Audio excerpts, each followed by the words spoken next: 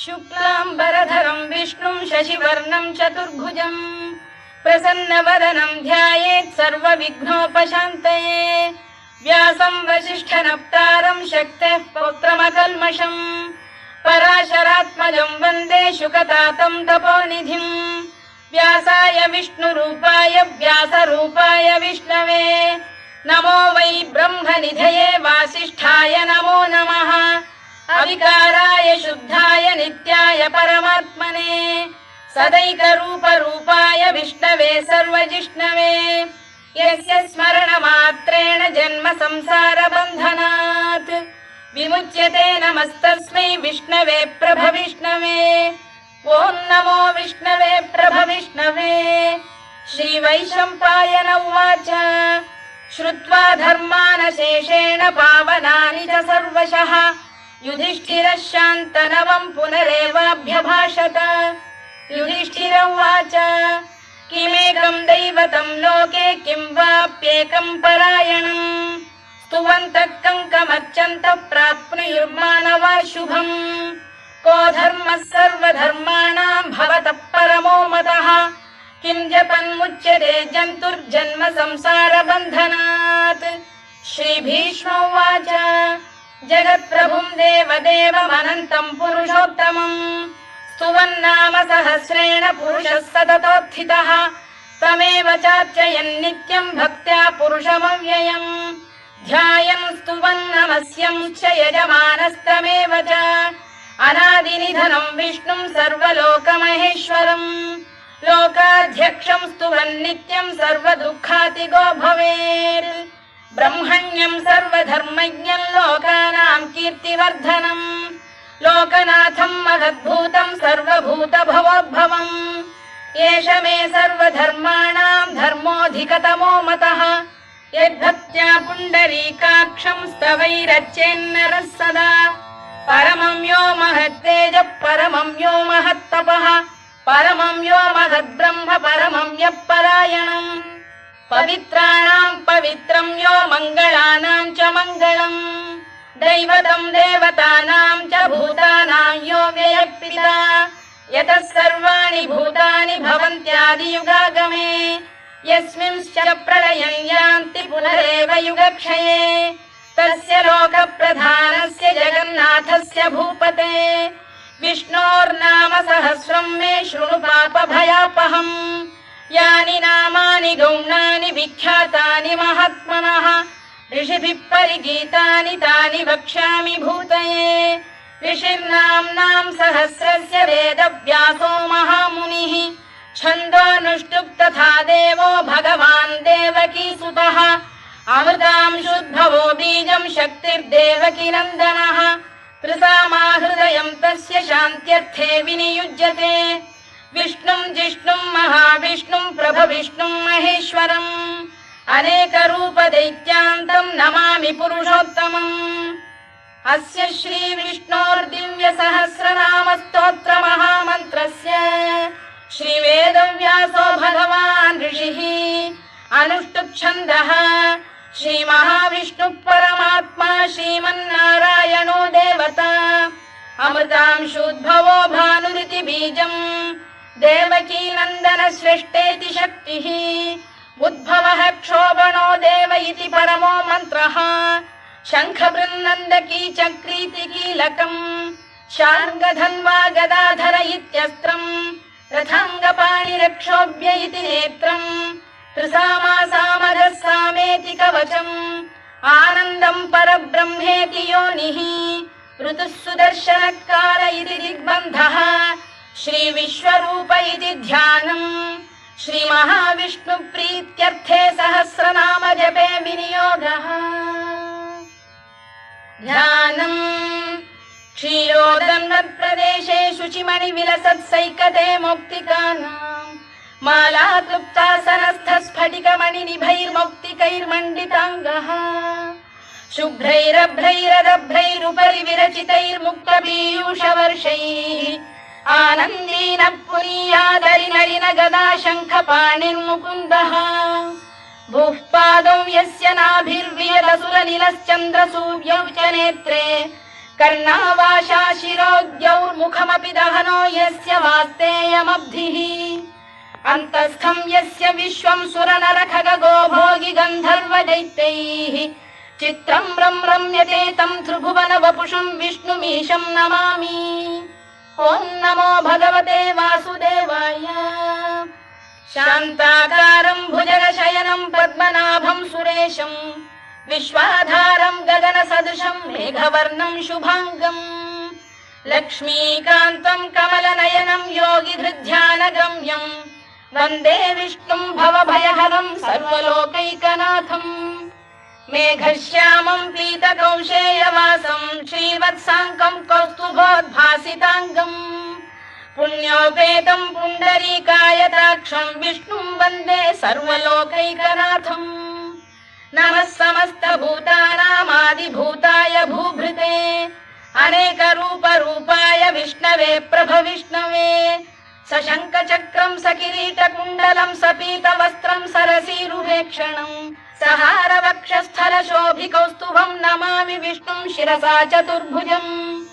छायायां पारिजातस्य हेमसिंहासनोपरि आसीनमम्बुदश्याममायताक्षमलङ्कृतम् चन्द्राननं चतुर्बाहुं श्रीवत्साङ्कितवक्षसम् रुक्मिणी सत्यभामाभ्यां सहितं कृष्णमाश्रये।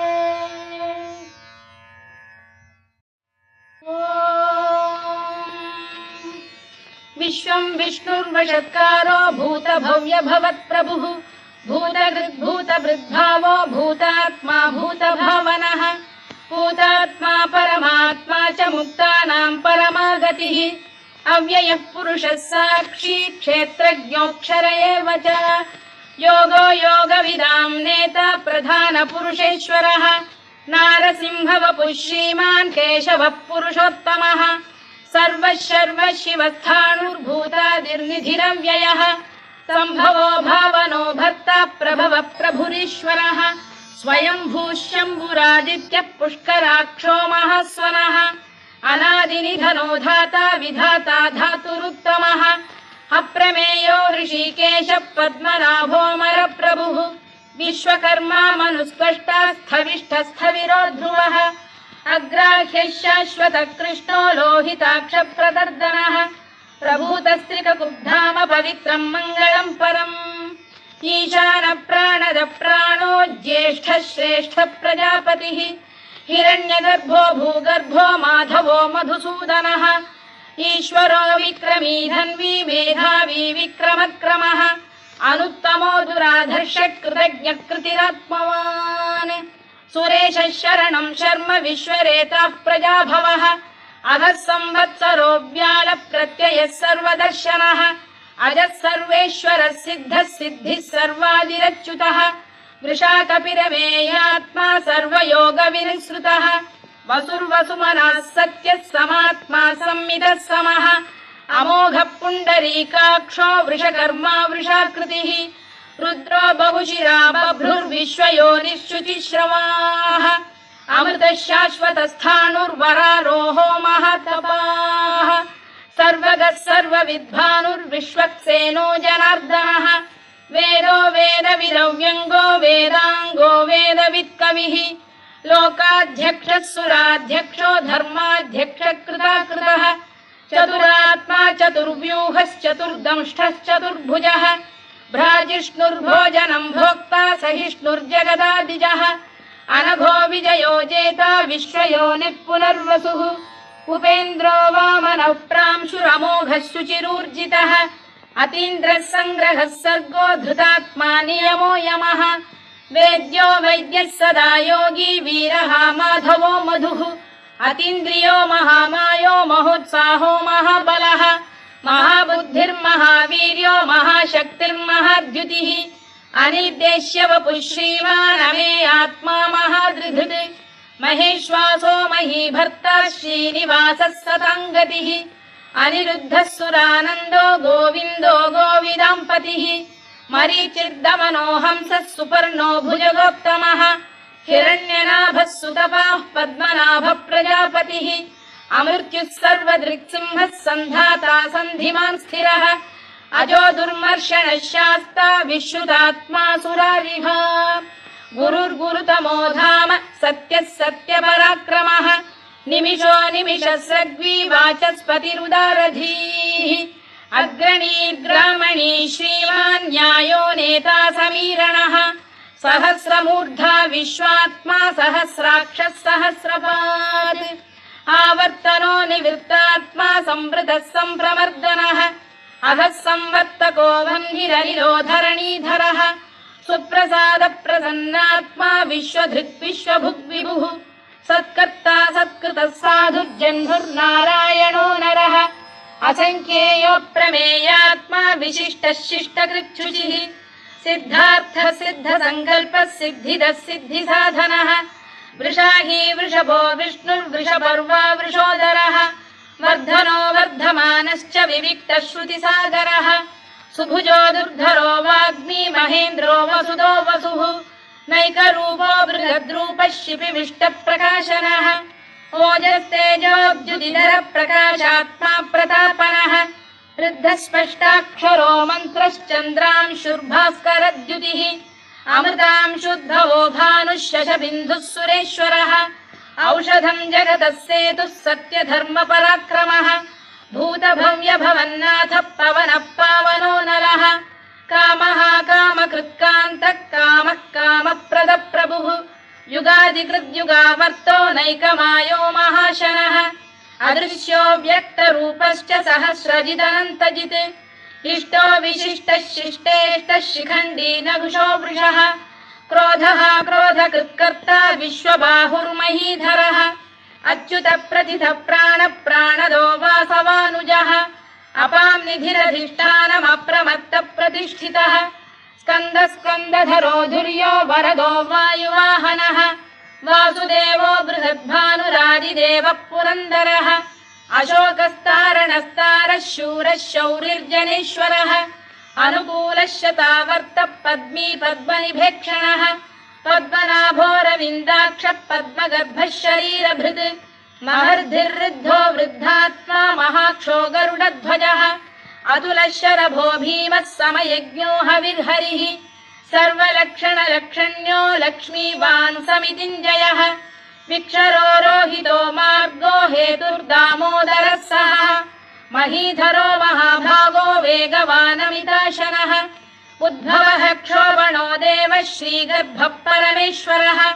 करणम् कारणम् कर्ता विकर्ता गहनो गुहः व्यवसायो व्यवस्थानः संस्थानस्थानदो ध्रुवः परधिः परमस्पष्टः तुष्टः पुष्टः शुभेक्षणः रामो विरामो विरतो मार्गो नेयोनयोनयः वीरः शक्तिमताम् श्रेष्ठो धर्मो धर्मविदुत्तमः वैकुण्ठः पुरुष प्राण प्राणद प्रणवपृतुः हिरण्यगर्भः शत्रुघ्नो व्याप्तो वायुरधोक्षजः ऋतुः सुदर्शनकारः परमेष्ठी परिग्रहः उग्रः संवत्सरो दक्षो विश्रामो विश्वदक्षिणः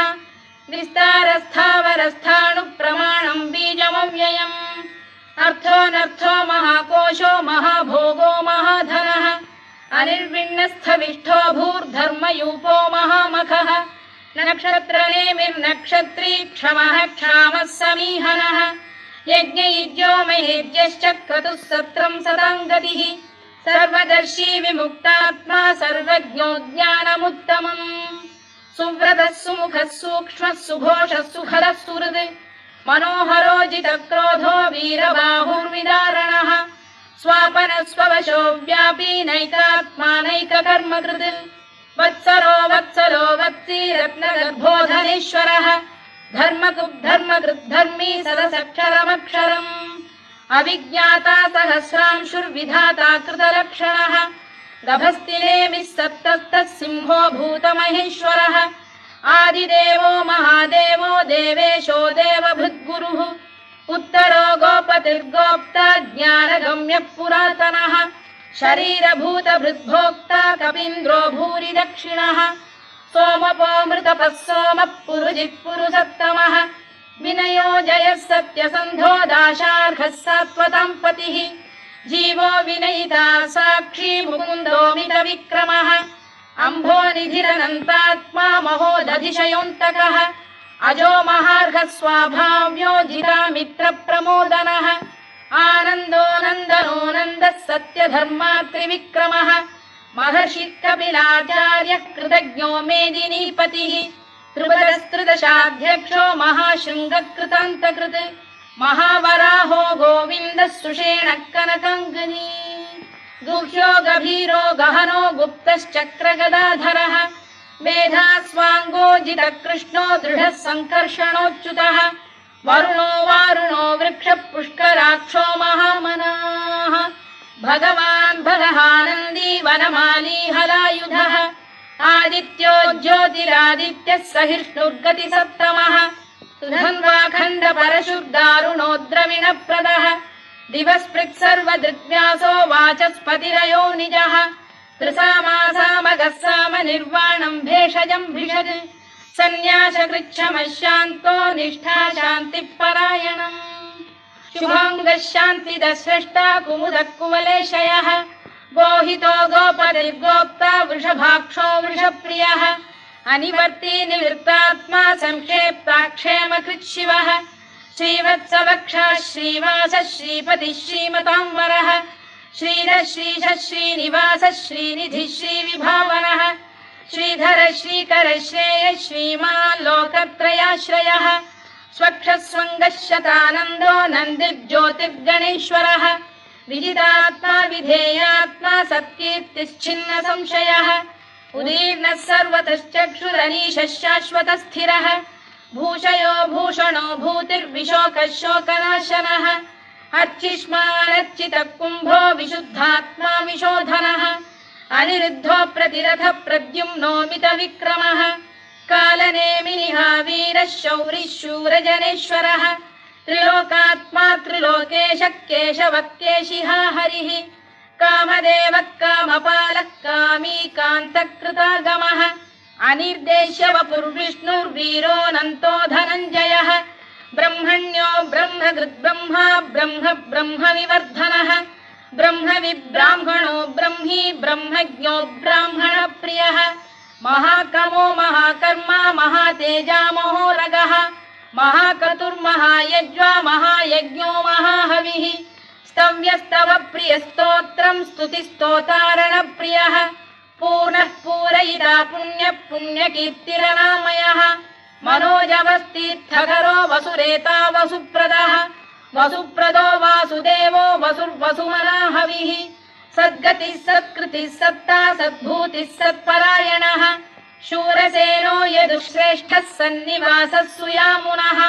भूतावासो वासुदेवः सर्वासु निलयो नलः दर्पः दर्पदो दृप्तो दुर्धरोऽथा पराजितः विश्वमूर्तिर्महामूर्तिर्दीप्तमूर्तिरमूर्तिमान् अनेकमूर्तिरव्यक्तः शतमूर्तिः शताननः एकोनैकः स वक्र किं यत्तत्पदमनुत्तमम् लोकबन्धुर्लोकनाथो माधवो भक्तवत्सलः सुवर्णवर्णो हेमाङ्गो वराङ्गश्चन्दनाङ्गदी वीरः विषमः शून्यो घृता क्षीरचरश्चरः अमानी मानदो मान्यो लोकस्वामी त्रिलोकधृत् सुमेधा मेधजो धन्यः सत्यमेधाधराधरः तेजो वृषोद्युतिधरः सर्वशत्रभृताम्बरः प्रग्रहो निग्रहो व्यग्रो नैकशृङ्गो गदाग्रजः चतुर्मूर्तिश्चतुर्बाहुश्चतुर्व्यूहश्चतुर्गतिः चतुरात्मा चतुर्भावश्चतुर्वेदविदेकपात् समावर्तो निवृत्तात्मा दुर्जयो दुरतिक्रमः दुर्लभो दुर्गमो दुर्गो दुरावासो दुरारिः शुभाङ्गो लोकसारङ्गः स्तुतन्तु वर्धनः इन्द्रकर्मा महाकर्मा कृतकर्मा कृतागमः उद्भवः सुन्दरः सुन्दो रत्ननाभः सुलोचनः अर्को वाजसनः शृङ्गी जयन्तः सर्वविजयी सुवर्णबिन्दुरक्षोभ्यः सर्ववागीश्वरेश्वरः महाह्रदो महागर्तो महाभूतो महानिधिः कुमुदकुन्दरकुन्दः पर्जन्यः पावनो निलः अमृताशोऽमृतवपुः सर्वज्ञः सर्वतोमुखः सुलभः सुव्रतः सिद्धः शत्रुजिच्छत्रुतापनः न्यग्रोधोदुम्बरोश्चतश्चाणूरान्तकः सप्तान्ध्रैषूदनः सहस्रार्चिः सप्तजिह्वः सप्तैधाः सप्तवाहनः अमूर्तिरनघोचिन्त्यो भयकृद्भयनाशनः अणुबृहत्कृशस्थूलो गुणभिर्निर्गुणो महान् अधृतस्वभृतस्वास्य प्राग्वंशो वंशवर्धनः धारभृत्कथितो योगी योगीशः सर्वकामदः आश्रमश्रमणः क्षामः सुपर्णो वायुवाहनः धनुर्धरो धनुर्वेदो दण्डो दमयिता दमः अपराजितः सर्वसहो नियन्ता नियमो यमः सत्त्ववान् सात्विकः सत्यः सत्यधर्मपरायणः अभिप्रायप्रियार्होरः प्रियकृत्प्रीतिवर्धनः विहाय सगदिर्ज्योतिः सुरुचिर्पुतभुग्विभुः रविर्विरोचनः सूर्यः सविता रविलोचनः अनन्तो हुतभुग्भोक्ता सुखदो नैकजोऽग्रजः अनिर्विण्णः सदामर्षी लोकाधिष्ठानमद्भुतः सनातनतमः कपिलः कपिरव्ययः स्वस्तिदः स्वस्तिकृत् स्वस्तिः स्वस्ति भुक् स्वस्ति दक्षिणः आरौद्रः कुण्डली चक्री विक्रम्यूर्जितशासनः शब्दातिगः शब्दसः शिशिरः शर्वरीकरः अक्रूरपेशलो दक्षो दक्षिणः क्षमिणां वरः विद्वत्तमो वीतभयः पुण्यश्रवणकीर्तनः उत्तारणो दुष्कृतिः पुण्यो दुःस्वप्ननाशनः वीरः रक्षणः सन्तो जीवनपर्यवस्थितः अनन्तरूपोऽनन्तश्रीर्जितमन्युर्भयापहः चतुरश्रो गभीरात्मा विदिशो व्यादिशो दिशः अनादिर्भूर्भुवो लक्ष्मी सुवीरो रुचिराङ्गदः जननो जनजन्मादिर्भीमो भीमपराक्रमः आधारनिलयो धाता पुष्पहास प्रजागरः ऊर्ध्वगः सत्पथाचार प्राणद प्रणवप्रणः प्रमाणं प्राणनिलय प्राणभृत् प्राणजीवनः तत्त्वं तत्त्वविदेकात्मा जन्म मृत्युजरातिगः भूर्भुवः स्वस्तरुस्तारः सविता प्रपितामहः यज्ञो यज्ञपतिर्यज्वा यज्ञाङ्गो यज्ञवाहनः यज्ञभृद्यज्ञकृद्यज्ञी यज्ञभुग्यज्ञसाधनः यज्ञान्तकृद्यज्ञगुह्यमन्नमन्नाद एव च आत्मयोनिः स्वयं जातो वैखानः सामगायनः देवकीनन्दनः स्रष्टा क्षितीशः पापनाशनः शङ्खबृन्नन्दकी चक्री शार्ङ्गधन्वा गदाधरः रथाङ्गपाणिरक्षोभ्यः सर्वप्रहरणायुधः सर्वप्रहरणायुध ॐ नम इति वनमाली गरीशाङ्गी शङ्खी चक्री च नन्दकी श्रीमान्नारायणो विष्णुर्वासुदेवोऽभिरक्षतु वनमाली गरीशाङ्गी शङ्खी चक्री च नन्दकी श्रीमान्नारायणो विष्णुर्वासुदेवोऽभिरक्षतु वनमाली गरीशाङ्गी शङ्खी चक्री च नन्दकी श्रीमान्नारायणो विष्णुर्वासुदेवोऽभिरक्षतु इतीदं कीर्तनीयस्य केशवस्य महात्मनः नाम्नां सहस्रं दिव्यानामशेषेण प्रकीर्तितम् य इदं शृणुयात् नित्यं यश्चापि परिकीर्तयेत् नाशुभं प्राप्नुयात् किञ्चित् सोमुत्रेह च मानवः वेदान्तको ब्राह्मणः स्यात् क्षत्रियो विजयी भवेत् वैश्यो धनसमृद्धः स्यात् शूद्रः सुखमवाप्नुयात् धर्मार्थी प्राप्नुयात् धर्ममर्थार्थी चार्थमाप्नुयात् कामानवाप्नुयात् कामी प्रजार्थी चाप्नुयात् प्रजाम् भक्तिमान् यः सदोत्थाय शुचिस्तद्गतमानसः सहस्रं वासुदेवस्य नाम्नामेतत्र कीर्तयेत्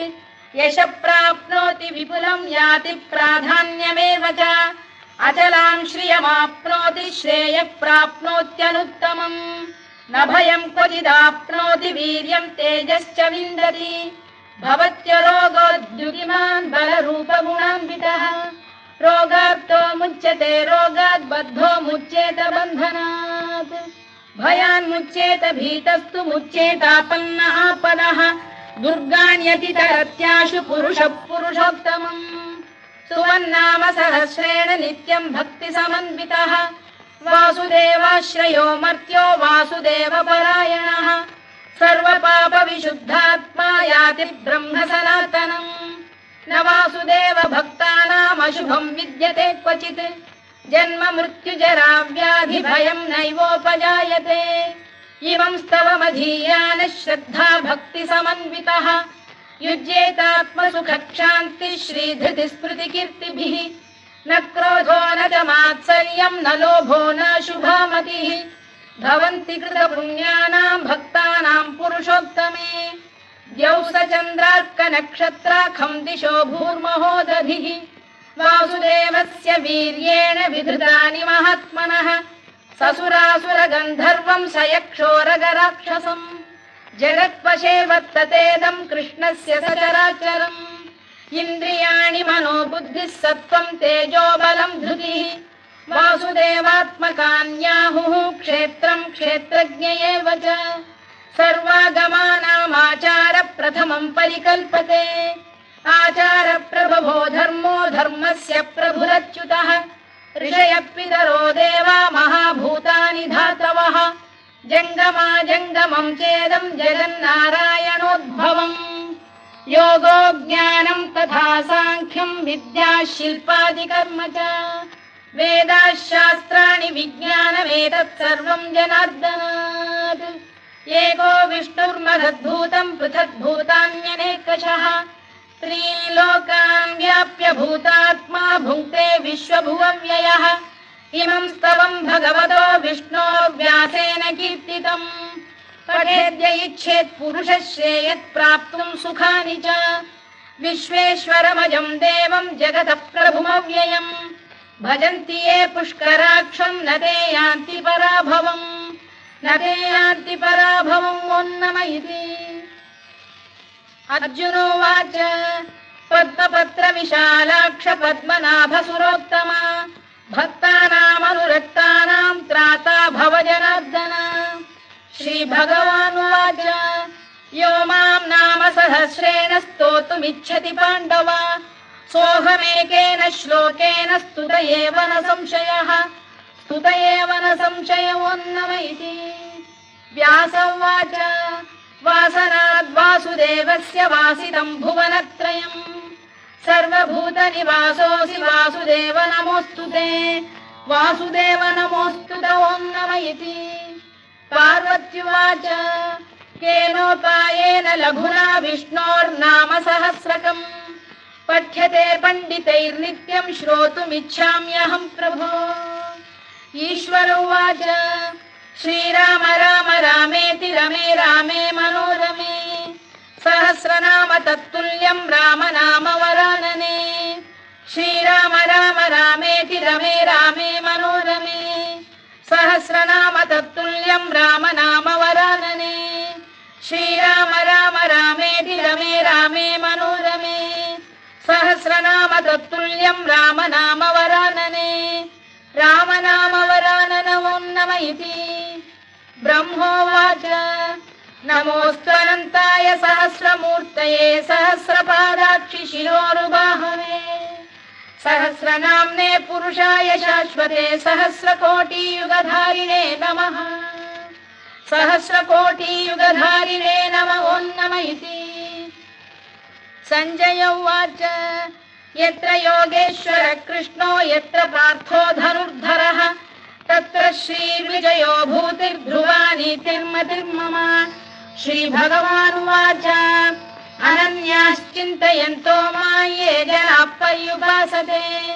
तेषां नित्याभियुक्तानां योगक्षेमं वहाम्यहम् परित्राणाय साधूनां विनाशाय च दुष्कृतां धर्म संस्थापनार्थाय सम्भवामि युगे युगे आर्ता विषण्णाः शिथिलाश्च भीता घोरेषु च व्याधिषु वर्तमानाः संकीर्त्य नारायण शब्दमात्रं विमुक्तदुःखाः सुखिनो भवन्तु कायेन वाचा मनसेन्द्रियैर्वा बुद्ध्यात्मना वा प्रकृते स्वभावात् करोमि यद्यत् सकलं परस्मै नारायणायेति समर्पयामि।